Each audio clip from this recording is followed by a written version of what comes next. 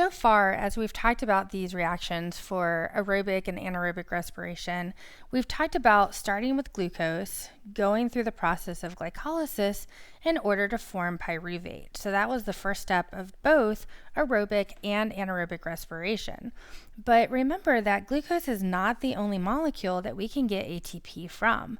We use glucose as an example as we go through these reactions because it goes through every single step of all of these reactions. But in reality, we could basically replace the word glucose with the word organic compound. All right, and it's not just any organic compound. More specifically, we're talking about our kind of carbs in general, our lipids, and proteins. And it really all depends on which enzymes are present in order to break down the specific organic compounds. So we can't get energy from every single organic compound. We can't get it from every single carbohydrate or every single lipid or every single protein. But depending on which enzymes we have present, it's not just glucose. We can also get energy, for example, from fructose or sucrose, or fats and oils, or eating proteins in the foods that we eat. So let's first take a look at some of the other carbohydrates that we can get ATP from. So other sugars that we ingest are typically first converted into glycogen, and glycogen is a polysaccharide. Remember, poly means many, and so glycogen is basically a whole bunch of sugars bonded together.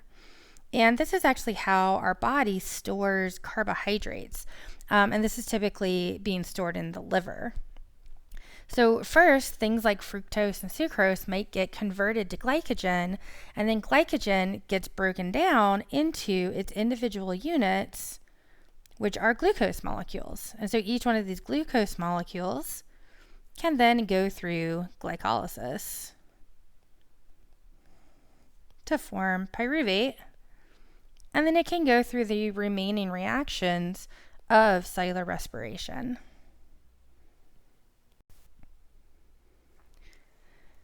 Proteins have to be catabolized or broken down into their amino acids first before they can be used to make energy or ATP. Now, there are 20 different types of amino acids, and so the different amino acids actually go into the different reactions of cellular respiration at different areas. Now, this image down here, you do not have to memorize this image. I'm just using this to show you kind of what's happening with these amino acids. So this image is showing you up here, we're starting with pyruvate. So we're looking at the oxidation of pyruvate here,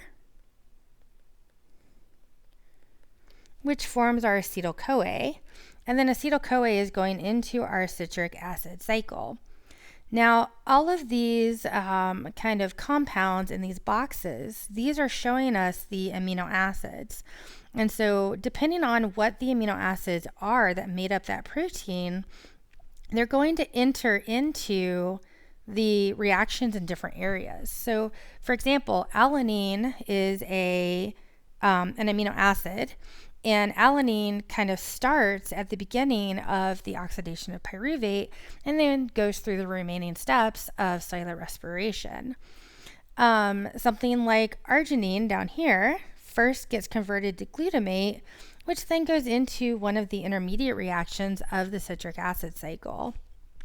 So like I said, you don't have to memorize this. Just know that proteins are used for energy by first getting broken down into their amino acids, and then the amino acids go into the different reactions of cellular respiration, depending on what kind of amino acid they are.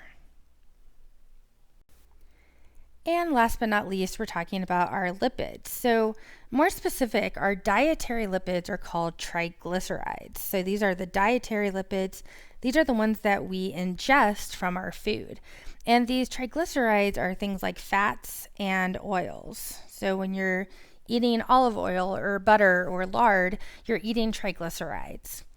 Now, triglycerides are made up of a glycerol molecule bound to 3 fatty acid molecules.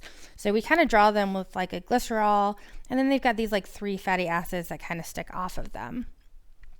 So the first thing that happens is that the triglyceride gets broken down into the glycerol and the 3 fatty acids.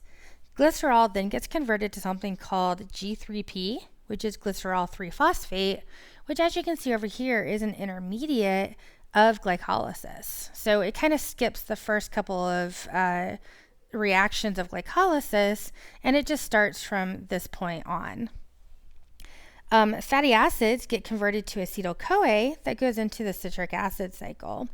So once again, you don't need to know the nitty-gritty specifics of this, other than just know that the triglycerides get catabolized first into their smaller components, and then those smaller components can go into the reactions of cellular respiration, but they don't start at the beginning. They start somewhere further along in the process.